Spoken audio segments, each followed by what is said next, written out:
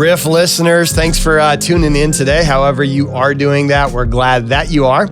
I'm excited about today's episode. We recently had a Masterclass at North Point, a special night where we invited Dr. David Swift to come and talk to us about the Enneagram. Enneagram conversation on the Enneagram on our podcast about a year and a half ago is one of our most listened to podcasts, and this was a very well-attended Masterclass, so we're delighted to share this with you. So we're going to break this up into two parts. Today, part one, Dr. Swift's going to do a little intro of the Enneagram and go through types 1 through 6. And then next week, part two, he'll go through types 7 through 9 and then answer a lot of common questions about the Enneagram. So you might have someone in your world that is interested in this. And so I invite you to explore a little bit more about you and those that matter a lot to you as one of my favorites, Dr. Swift, walks us through the Enneagram. Enjoy. Thank you, Chairman. Hi, guys. Man, it's so good to see everybody out here and having such a great interest in this profiling system. I got interested in this back in college because when I was going through grad school, they were just cramming abnormal psychology down my throat. And I'm like, wait a minute, there's going to be normal people coming to therapy. What's normal? And so finally we got one of the professors to let us go out and research all of that. And the Enneagram was introduced to me. Now, you guys, the Enneagram is this thick. Okay? It's huge. It covers everything, which is why I fell in love with it. There's 9 profiles, but there's 8 or 9 different levels to every profile. And so it takes every profile from normalcy all the way down to abnormalcy. So ones who are perfectionists obviously would have a little bit of trouble with anxiety, right? Try to work a perfect process in an unperfect world. How much fun is that, right? So that generates anxiety for that one. For the 8s, I'm an 8, we have anger just right under our skin. And so we're like, that made me mad. And so we've got to get a hold of that anger because it feels like the first thing that comes out. So when I started reading all this, now remember, like Jeremy said, I have a 15-year corporate management career, so I came into the grad program at 35. And so I've got 3 kids at home and a little bit of life under me. And so I'm reading this Enneagram and I'm going, oh my gosh, it's telling me what I did in high school and what I did in my business career. And I'm just enthralled with it because I went through a whole bunch of dog and pony shows, right? When I was in corporate management, they were always trying to train us in management and doing different things. And the thing about those programs is they came in and they were really hot and sizzly and everybody was really excited about it, and then they just burned out. And it was because it didn't have what I call staying power. And that's what I love about the Enneagram, because the reason that I wrote these profiles was because I knew we needed to condense down all of this information into something palatable. How can we use this thing, the beauty of it, the breadth of it? How can we get that down into a few pages that are going to hold your attention? They're going to grab you and let you look at yourself in a mirror and go, I can buy off on that. That I can buy off on. Now, being the 8, I'm kind of hard hitting, okay? So when I wrote these, I didn't write them warm and fuzzy. So it's not a warm and fuzzy profile. Well, and here's the reason why. What good is that going to do us? Somebody's going to come along and pat us on the back and go, oh, you're so good at this and you're so good at that. Great, but we probably already know that. That's not what holds us back. What's going to make us climb the ladder? What's going to get us past that? What's going to enrich our relationships with our partners? Those are the kinds of things that we need. Those are the things that we have to get in the mirror and look at. And that's what the Enneagram does such a great job with, because it shows you how on a spectrum that when you're great and wonderful and you're running this moral, like let's use the 1, they're running this very moral and justice motivated march. What happens when they start running up against stress? What happens when they get to this point that they start to get stressed out? Well, now all of a sudden that moral approach turns into a judgmental approach, right? And it's not what you intend. And remember this, we've all been there. It's not what we intend to say, it's what's heard, right? It's what's heard that counts. And that's what we've got to get really good at. We've got to understand how other people are hearing us. Because if I understand how somebody's hearing me, now I can adjust what I say to them. And that's the beauty of this process. Look, we got 9 profiles. They're very, very different. They're not totally easy to, like I don't like to guess. Like if I have a new patient that comes into my office, I don't like to guess. I just, like Jeremy said, I throw the test at them and say, take it, right? I won't even do couples without this. If a couple refuses to do it, I refer them to another therapist. The reason for that is because it gives such a beautiful picture, plus it gives me a roadmap, right? A roadmap on what's already going on between the couple. So I hope first that you know you have to learn yourself.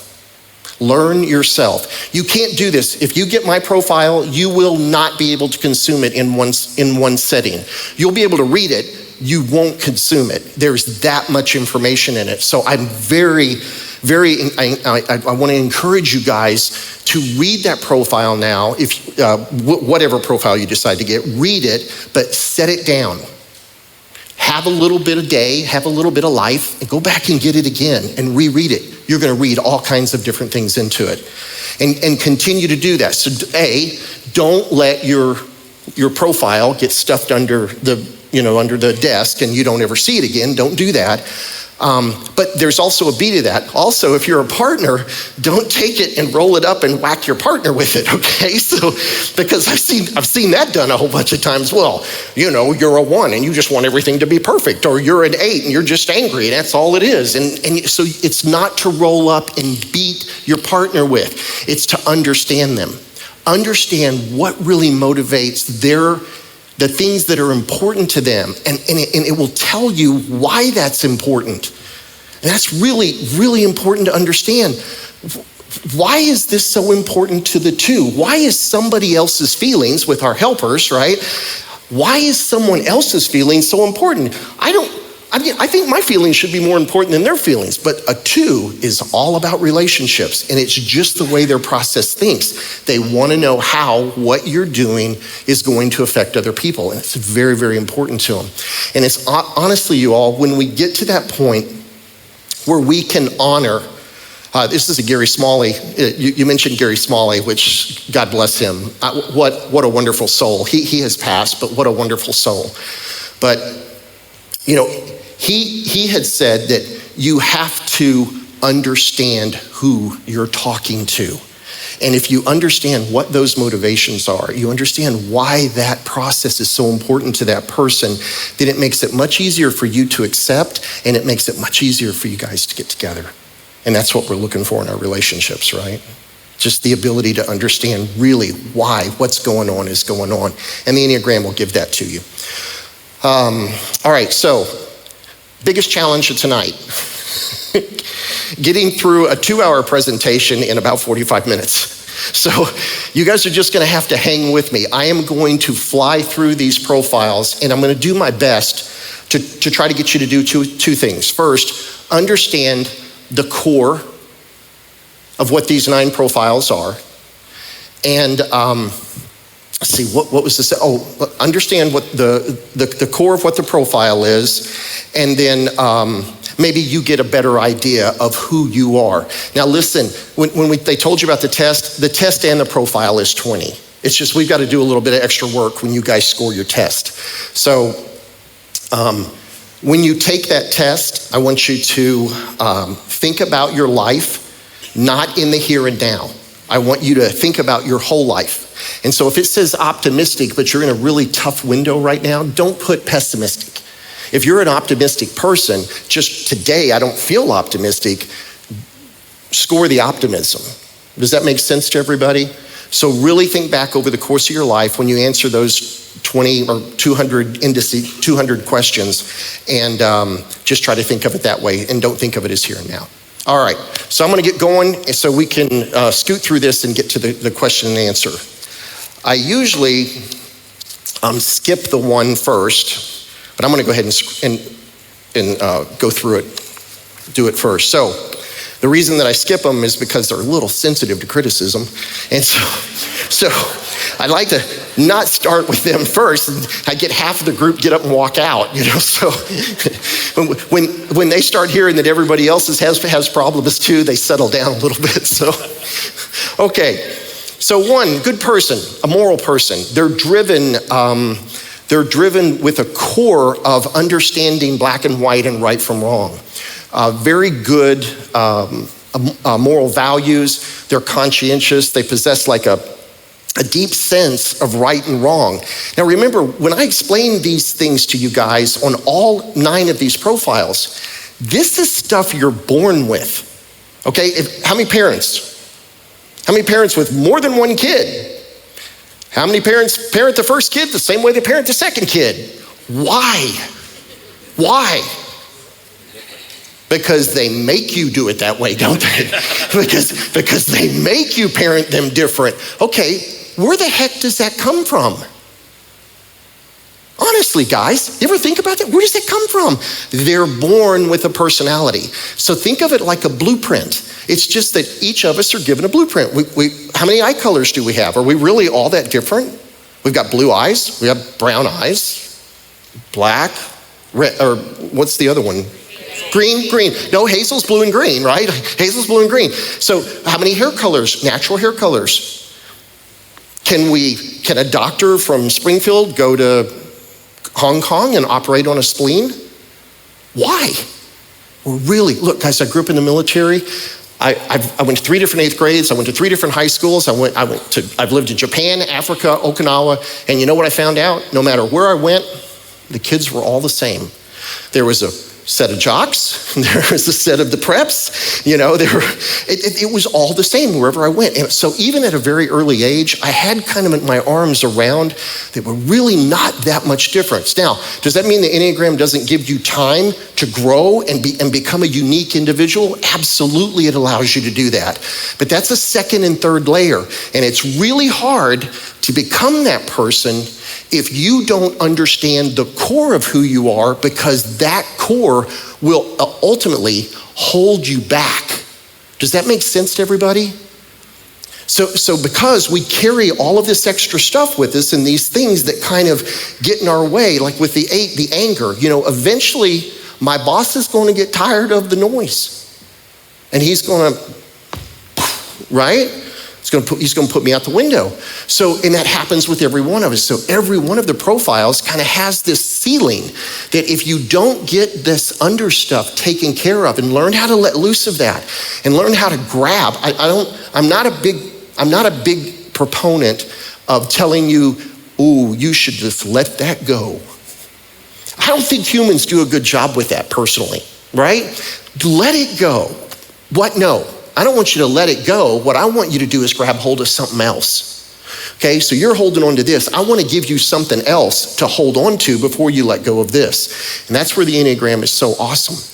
Because when you do get to that point where you're looking at your junk, you're looking at the stuff that's not working for you, right?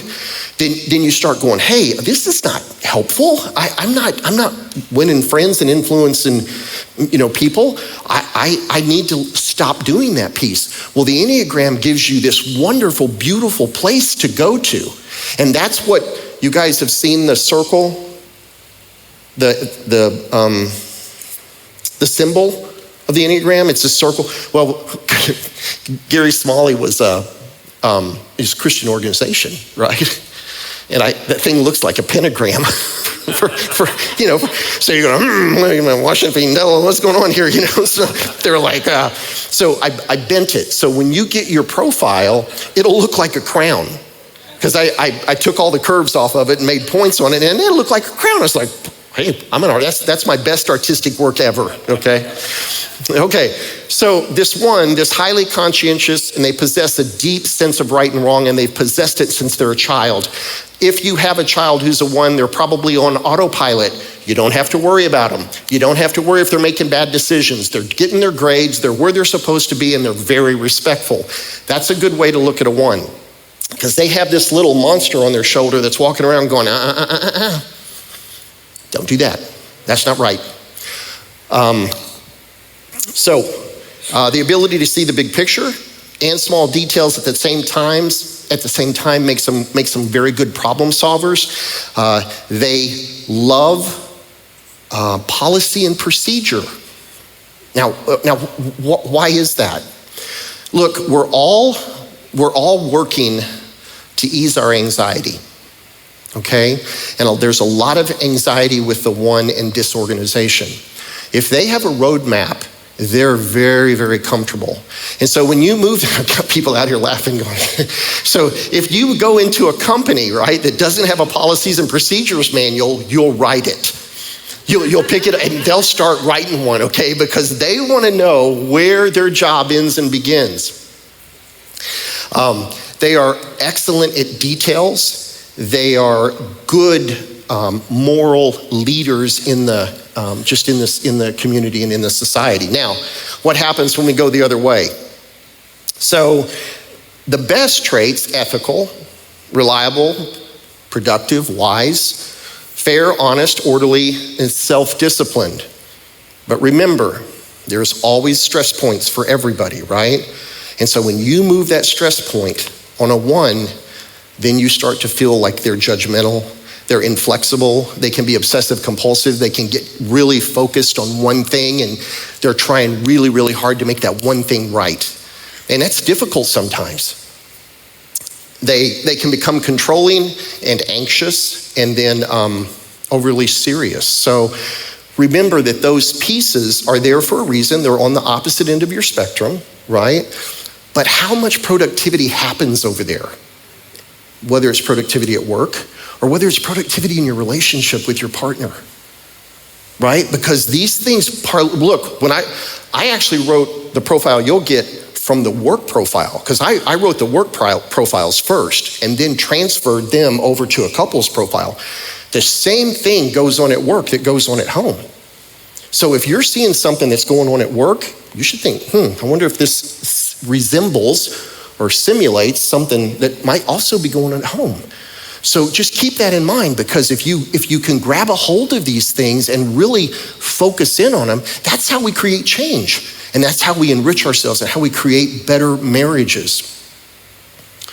So because of time, that's all I'm going to go over. Now, I know that some people hear a lot about wings.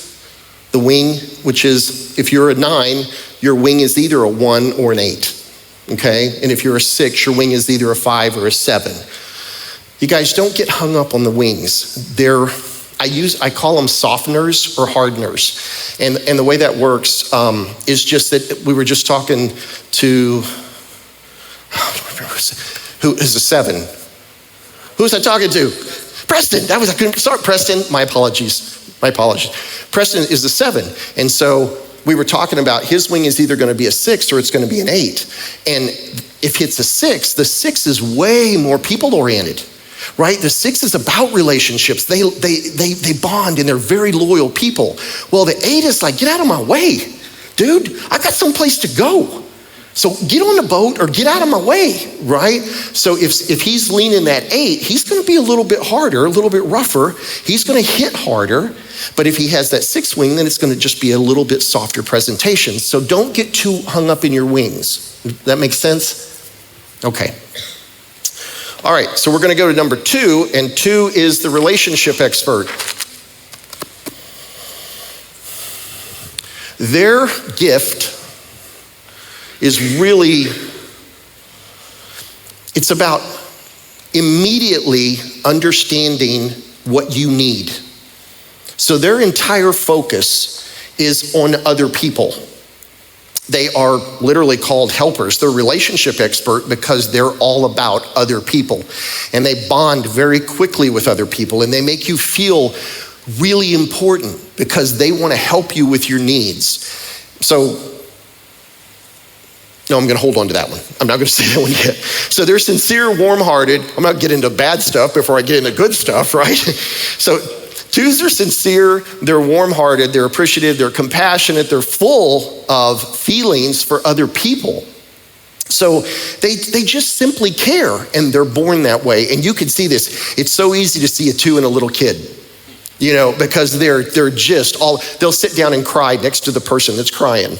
And they're going to cry because that person's crying. That's the only reason they're crying is because they were crying. So you can pick the twos out really easily. So they have an innate way of knowing what other people need, like I've said, and then they have a great way of actually giving it to them. So think about how bonding that process is. Okay, you get somebody that really keys into something that you need, you want, and they're right there and they're just giving it to you on a platter. How hard is it? How easy is it to like that person, right? How hard is it not to like that person? So again, they end up getting a huge following of people around them. Okay, that's great, right? What happens to their needs? You can't get a two to tell you their needs. There's two reasons. They want to help you, but the other one is they probably don't even know what their needs are because they spend so much time outward instead of inward.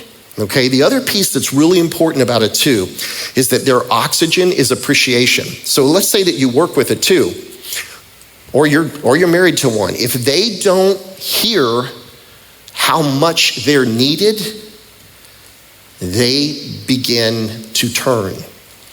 And on the crown, their line goes back to the 8. And so when a 2, this wonderful, caring, loving person that you just want to wrap your arms around and hold on to, when they get upset, they go to the 8. And when they go to the 8, they become, people say, ooh, there's an alien got in there somewhere because I don't even know this person. So they become a really different person. And it's striking. It's striking for other people. But you have to remember that with a 2, you've always got to let them know that they are part of the team, that you can't do without them, and you probably can't. Okay, honestly, you probably can't. And that you value them because of what they bring to the team. That will keep them really a part of the team and feeling like their value and their importance is noticed. On the downside, they can be indirect, they can be manipulative, they can be possessive, self-serving. Why? Because when they miss that oxygen, they start to search for it. And they start to create scenarios where they go fishing.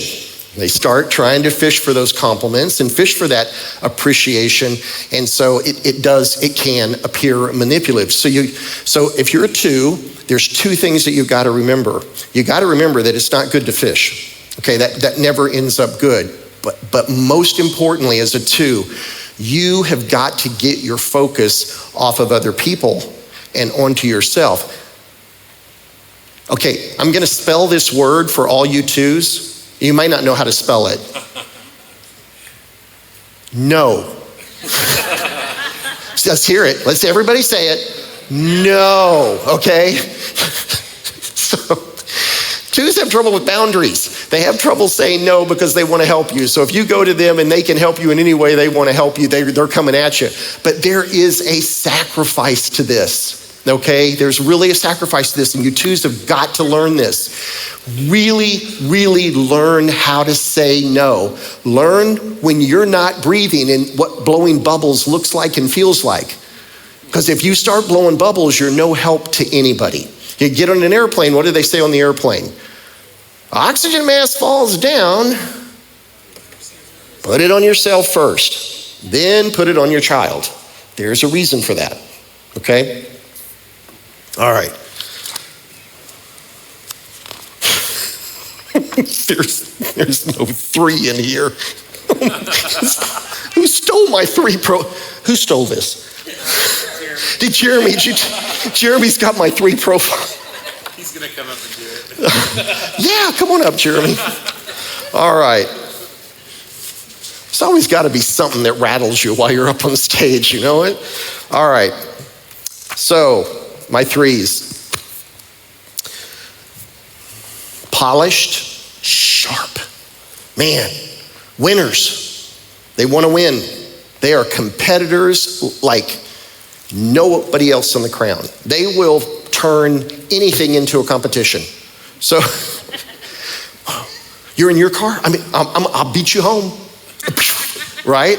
Anything they will turn into a competition because their sense of value comes with winning. And they are winners. They are our corporate executives. They're polished, they're good looking, they dress sharp, they're very, very focused on appearance and making stuff happen. They're great team builders, awesome team builders. So what happens on the downside of a 3? Well, they're chameleons. So if you really, everybody, yeah, of course everybody knows what a chameleon is. So if this chameleon can come up in front of Andy and say, "Oh, I'm going to be tan and blue today," and then they go up to Preston and they go, "Ooh, I'm going to be white and green today," and then they go over to Jeremy and I don't know what color that is, but I'm going to, I don't know what color that shirt is, but anyway, I'm going to try and look like it, because they are so good at this. They literally just transform to whatever population is in front of them. And you can think about this from a political standpoint, right? You know politicians, if they go to this crowd, they're going to say these things. And then if they go over to this crowd, they're going to say this, right? Those two things don't always match. And the 3 forgets that because they're so focused on wanting to connect and meet this group that's in front of them. So what happens is the 3 ends up looking kind of mistrustful, because they're saying something over here that actually conflicts with what they were saying over here. Then if their will to win, they start to push that will to win, right? They're not against taking some shortcuts, because that need to have the trophy, that need to have it up on the board, have the results all plastered up, that need is huge with them, because that's really where they get their sense of belonging and their sense of pride. Now, they're workaholics. So we have a chameleon, we have a workaholic. Now, what happens there if they're workaholics? Why would they be workaholics? You guys got any trophies from being a husband or a dad? Right? No, but you got some bonuses and some recognition being at work. So what happens with 3s is they have a tendency to become workaholics, because that's where they're winning. And so there's a sacrifice to that. And that sacrifice is at home. Now here's the kicker. It's not that they don't love their family. My gosh, I've had 3s go, "Well, wait a minute, Dr. Swift. I love my family. This is what I'm doing for my family." That's all really great and good, but you need to tell them. Right? Don't tell me, because they're the ones that don't know. And it makes perfect sense. If you're not home, then you don't have the opportunity to connect. You don't have the opportunity to really express how you love somebody and how deeply and important they are to you. And so that 3 has got to get out of the work suit. You got to get home. And when you go home, don't get on the lawnmower, right? You want to drive your 3 crazy? Put them on a sofa. Put them on a sofa and tell them to sit there for 2 hours. It'll make them nuts. So 3s, when you go home, I got guys over at going, "Oh, I don't like this guy who's talking up there. I don't like him at all." So when you go home, take all of those activities and try to push them towards the people who love you and who need you. All right, 4s. 4s are artists. They're our romantics. Now, they're more, I don't want to call them introverts, okay? They're not really introverts, but they spend a lot of time up here, okay? They spend a lot of time in their mind. We don't find a whole lot of them at work because they're creating.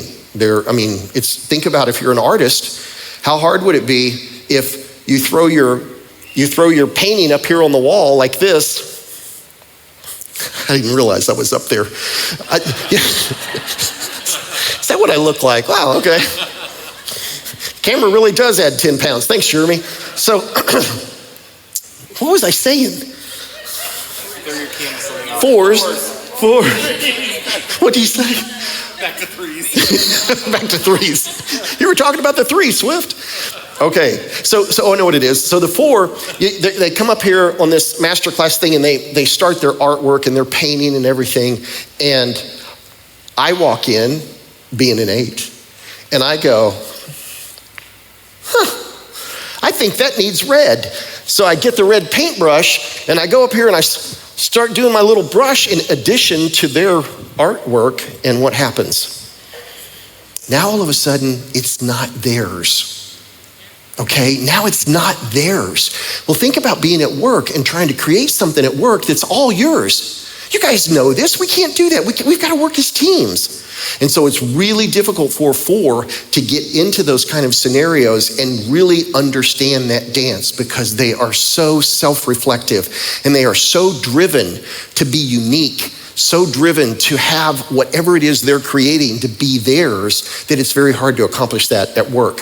So we literally do not find a whole lot of 4s in the corporate settings. We just don't find them. So everybody knows that if we look back, it's depression. If we look forward, it's anxiety, right?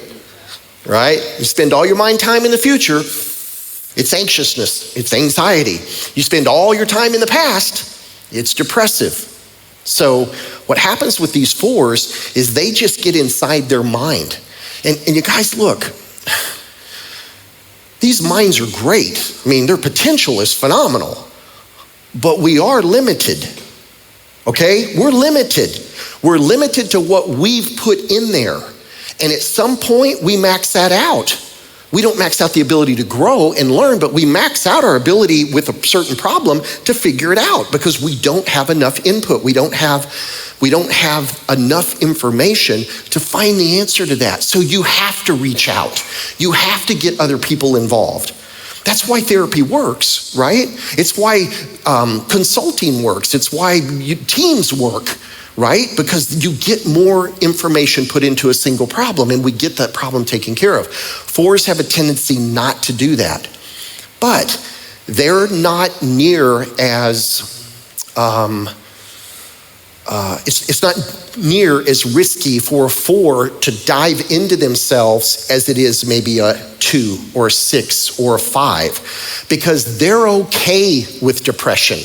They're okay with that melancholy kind of feeling because they feel like that's where their genius comes out. So you'll flip out if you have a 4 and you're living with one or your child is one. If you can get them identified as that 4, there's a little bit, parents are fearful that their kids are isolated and they seem depressed and they're doing, they're doing things that other kids are not doing. But with 4s, you can breathe a little bit easier. It's kind of what they do. So warm, compassionate, introspective, expressive, artistic, creative, intuitive. On their worst side, they're depressed, self-conscious, guilt-ridden, withdrawn, and they can be stubborn. How are we doing on time? What am I supposed to be looking at here? 27? 17? 7. Oh, we're doing pretty good. Okay.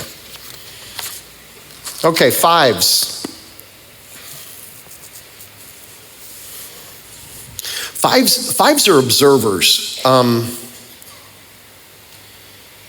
They're information gatherers. Is Poindexter still a thing? Is it okay? They're sometimes 5s when they're children. They're not very interactive with others. They're in the books. They're the ones that are reading the books. They're the ones that are gathering. They hoard information. A 5 boss might be someone that you would consider a closed door manager. They send emails. They're very direct in what they say and what they do. They're not very accessible.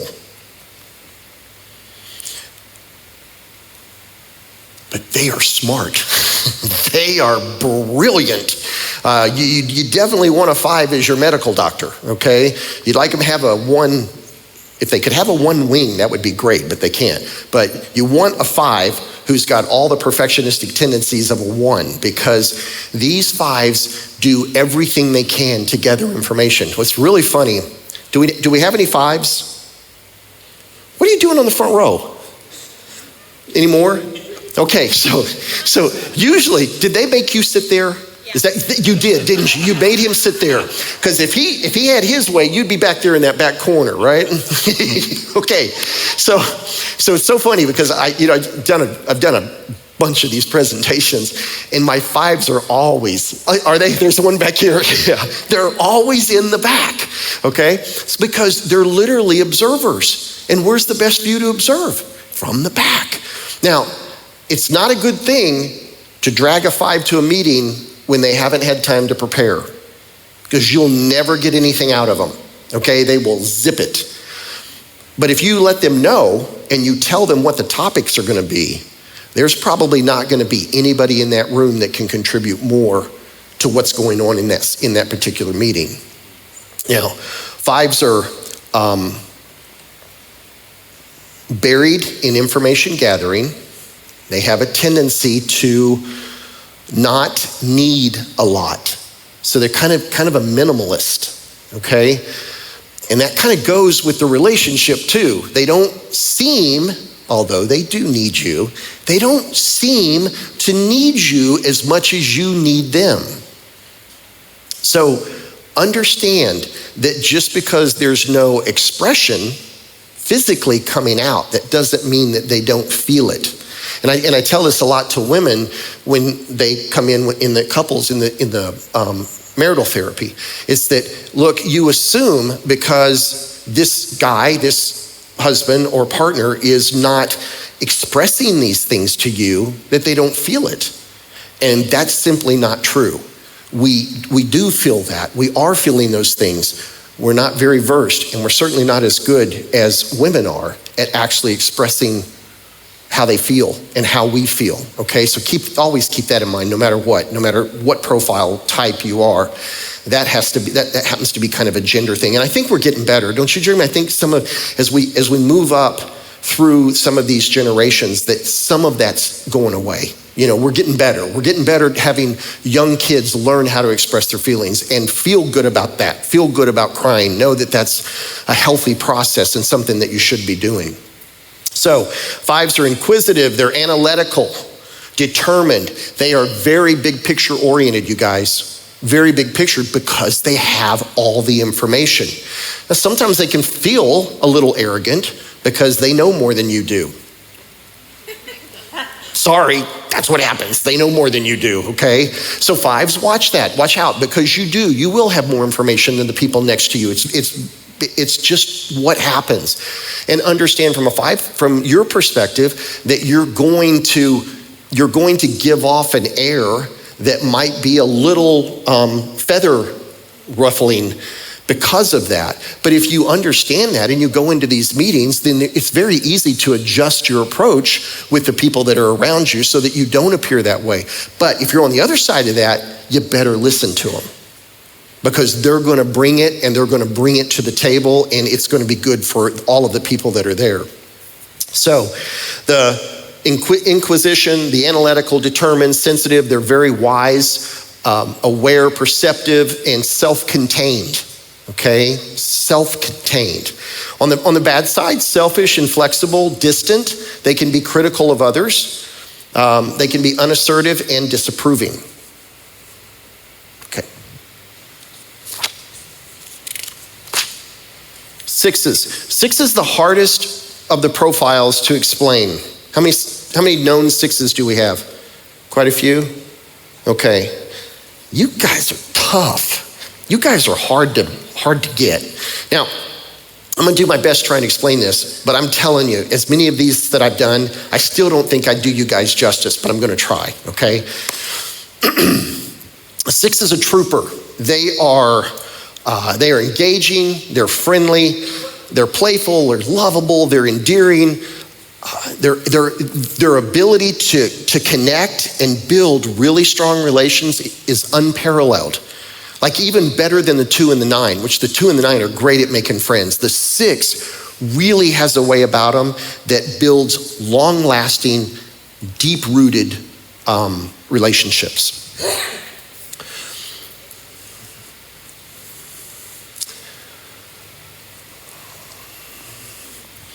There's a problem.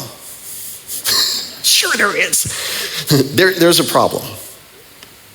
This is all built on trust, okay? Now, look, trust is a tough concept because I might trust you to sit my dog. I'm not gonna trust you to fly my plane, okay? I might trust you to house sit for me, but you're not driving my Porsche. I don't have a Porsche, by the way. But I'm not going to trust you to do that. So trust, you have to understand that trust is this kind of wavering concept. We kind of have some of it, and we can have a little bit, but maybe not all of it. So what happens with the 6 is that their relationships are based on trust. Can I trust what you're saying? Can I trust you to do what you tell me you're going to do? Can I trust you to be faithful? Can I trust you to be home on time? Can I trust you to do what you tell me you're going to do? Well, you can imagine that might be a little bit easier to accomplish at home, but what happens when you get into work? What happens with those bosses that tell you one thing and then they can't follow through with that? And this is what happens with the 6 and why they seem to waver back and forth about their connection with you, because that trust factor is so sensitive to them. Their trust, it's like this crystal cylinder. And man, if that gets broken, it is really hard to get them back to the table.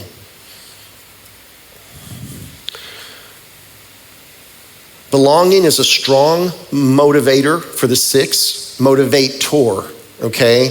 Belonging, knowing that they belong to something. So what does that mean for the rest of us 8 profiles? What do we have to be doing to the 6? We need to be communicating that, right? I'm sorry? Okay. Family and friends are a focal point around others. The 6 will be dependable, cooperative, hardworking, and reliable. The healthy 6 will appear independent, yet cooperatively interdependent with other people. So they're very good. They're kind of that person that you gotta worry about because they could do a mutiny on a ship. So they're that good, okay? They can get all the guys that are working and maneuver them against the captain. So they're very influential, okay? Very influential, but they have this issue with trust. Now, where else does that play out? Where's their gift? Now, the 6's gift. Don't throw anything at me, okay? No glasses, nothing. Don't throw anything at me. I'm just the messenger. The 6 has a gift, and this gift is to be able to see what's going to go wrong.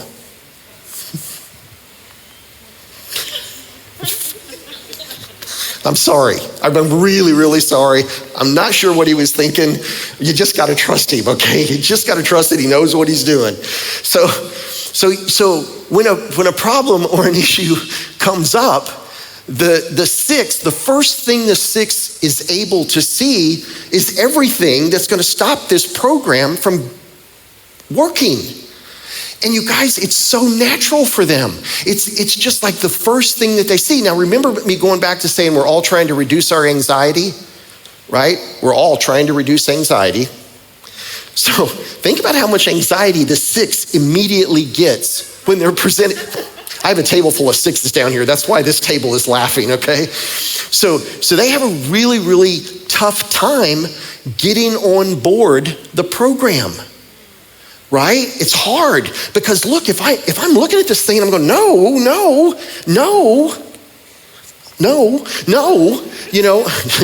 don't break the equipment. They're gonna get back and they're gonna pull out. And it's gonna be really, really hard to get them to come back into the program. Now, lucky for you guys, we have lots of 8s and 3s and 1s and 7s that just throw ideas out, right? So they can help you maneuver through these things. But what you got to be really careful of is that, look, if you're on a table full of optimists, and even though you're not optimistic, you guys are optimistic, right? What do you look like when you point out everything that can go wrong? You look pessimistic, don't you? Okay, so remember, it's not what you intend, it's what I hear. Okay, so what am I hearing? I'm hearing pessimism. I'm hearing that you don't think this program will work. And I'm thinking, I worked really hard to make this, and it's a good program. So now we got the fight, right? We've got the team problems. We've got the fighting going on. We've got this interactive. And what will happen with 6, if you're not careful, what will happen with you is you'll get tossed as a naysayer. Because people don't understand how really valuable you are. And you are very, very valuable. I, 8s, we need 6s, okay? Because you're gonna stop me from bleeding from the forehead. You're gonna see that wall that I'm just gonna run full force right into. You're gonna be going, no, Dave, come here.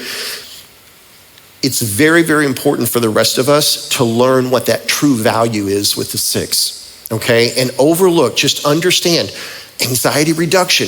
If this is a problem, it gives me anxiety and I don't want the anxiety. I really wanna know what we're gonna do about this.